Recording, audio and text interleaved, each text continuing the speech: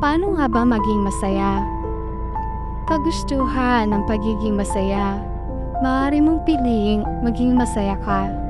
May mga magpapalungkot sa iyo sa buhay, pero nasa iyo kung magpapaapekto ka o hindi. Walang gaano kailangan para magkaroon ng masayang buhay. Nasa loob mo ang lahat ng ito sa iyong paraan ng pag-iisip.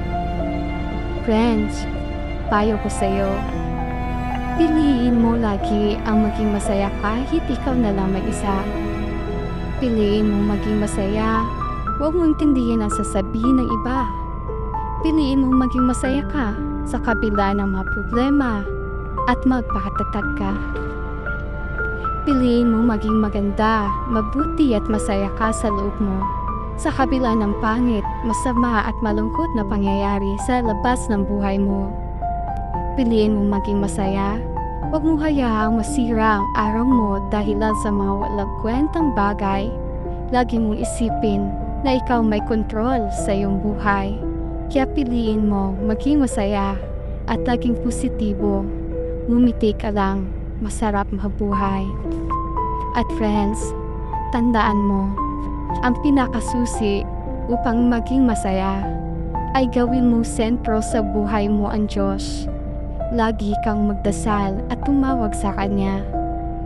Manghingi lagi sa Kanya ng gabay. Lagi tayo mapagpatawad. Lagi kang mapagkumbaba upang ikaw ay magiging masaya. Lagi kang magkaroon ng malawak na pangunawa sa mga taong nakapaligid sa iyo. Hindi man maganda ang pakikitungo nila sa iyo, hayaan mo at maging masaya ka lang para sa kanila. At lagi tayong makontento sa kung anong mayroon tayo. At huwag tayong